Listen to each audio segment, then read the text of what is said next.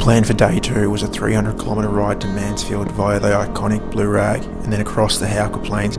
We knew the riding was going to be mostly off-road, and with only 200 kilometres of range out of the stock tanks, we filled both the bikes and the extra fuel bladder and jerry cans to the brim. We naively thought that we'd have no issues completing the journey in the 9 or so hours of daylight that was left when we departed Dargo. After a quick stint on the main road, we'd made it to the start of Blue Rag, which is a dead-end ridge track which overlooks the whole Victorian high country. Yeah, so this left. Yep. Yep.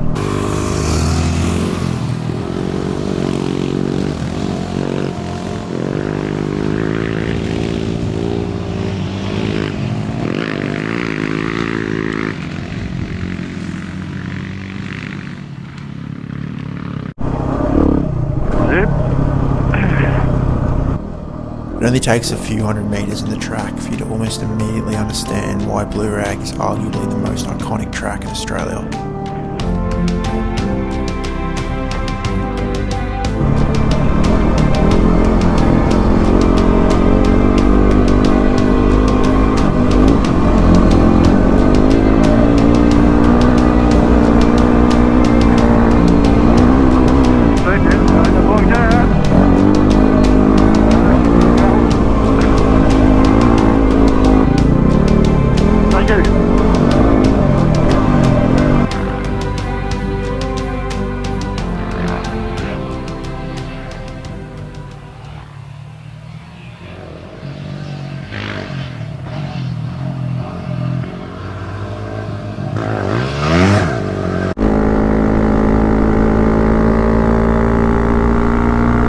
Making it back onto the main road, we were only 50 kilometres from the closest fuel stop, with the fuel range being something that was a big concern. With the detour would add an extra hour and a half onto the journey time, which we realised we couldn't afford. We decided to trust that the GPS route would be accurate and not require any route changes, and that the bikes would achieve average fuel economy, which would only just get us all the way to Mansfield.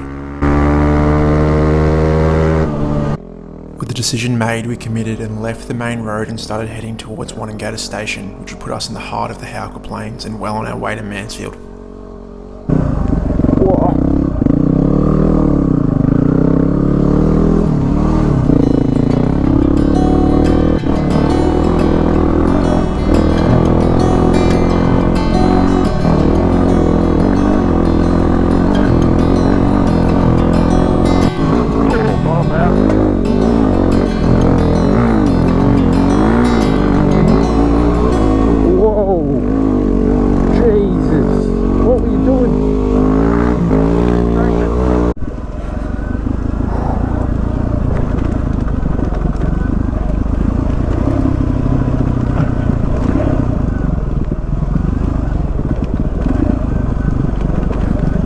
On the pegs, big man.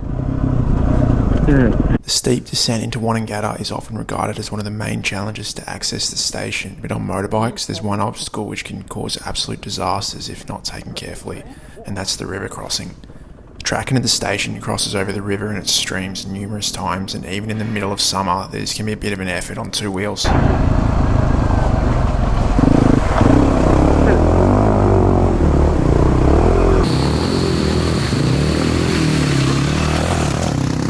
I reckon. Yep, right. Okay, Yeah. right, Ivan, we have to do this.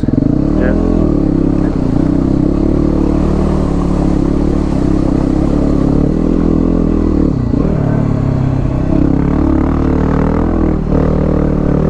The first few crossings went relatively well, which probably gave me a bit of a false sense of security for when we reached what looked like one of the major crossings to reach the station.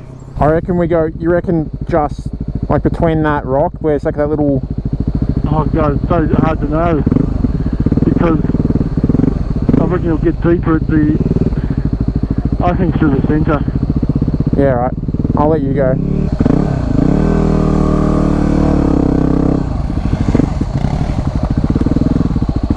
Oh, there's boulders here. You're just stuck on one in your rear, that's all. Yeah, I know.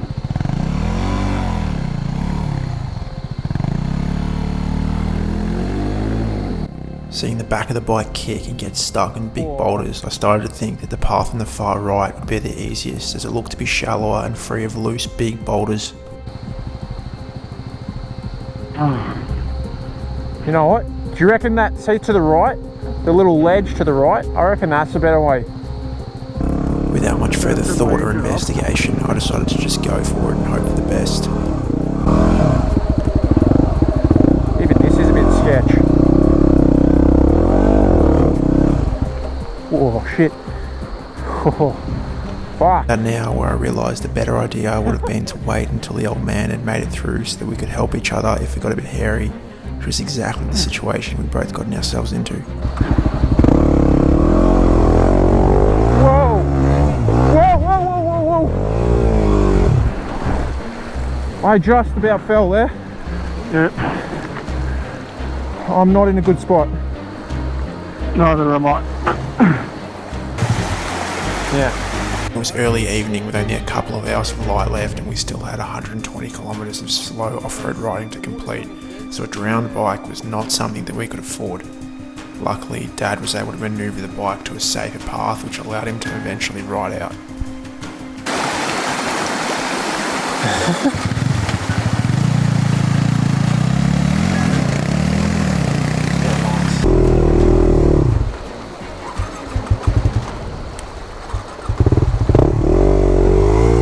I'm stuck, I'm grounded. That's it. There I go.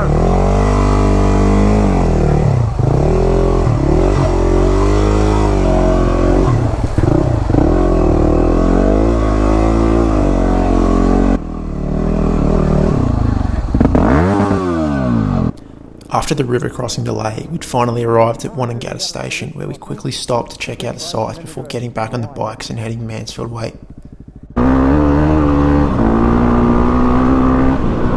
A trip from Wonnangatta to Mansfield would usually be a full day for a four drive, as it consists of over 100 kilometres and nearly all slow four drive tracks, and we were only just leaving at 6 p.m. We only started to realise the difficulty of the task ahead when we ran into a couple of horse riders where they were shocked we were riding to Mansfield at this time of night and told us that there was no way we'd make it before dark. However, with no camping gear, we had no choice but to push on. Well, we're on the best transport to do it. Yeah.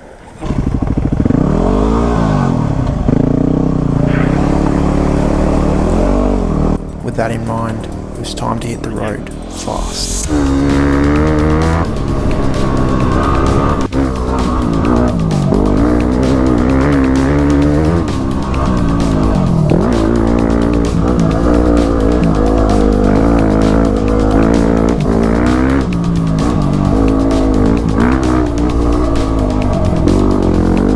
At first, everything was going well and we were tracking along at a good average pace. It wasn't until I kept hearing a rattling at the back and stopped to have a look that we realised we had a problem. My number plate frame had snapped, and with electrical cable intertwined there was no way to remove it, so the only option was to somehow strap it and hope it would hold. Light starting to fade, we ran into a more major problem. The low fuel light on the old man's bike had come on, with the total range, including half the jerry can, being less than what was required. We had to hope my bike would last another 40 kilometres before also reaching low fuel, which would at least get us both onto the main road. I just asked these guys. Gee guys, just one moment. You don't have any unleaded fuel on board by any chance, do you? I don't know. Do you? No? Oh, too straight, no.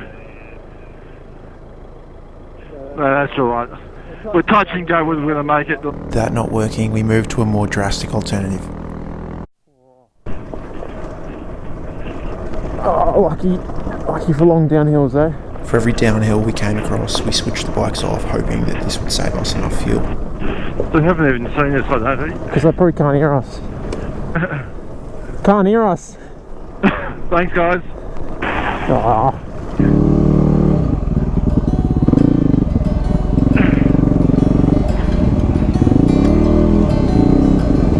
It's a bit soft as well.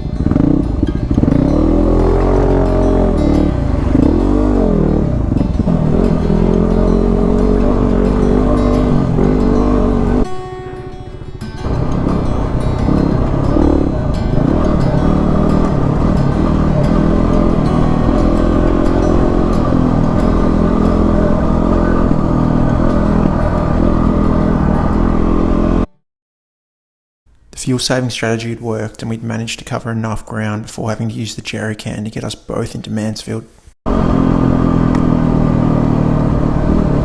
We'd also now made it onto the main dirt road and were within an hour or so of Mansfield. After 10 hours of hard off-road riding, it had been an understatement to say we were wrapped when we made it onto the highway even though it was pitch black.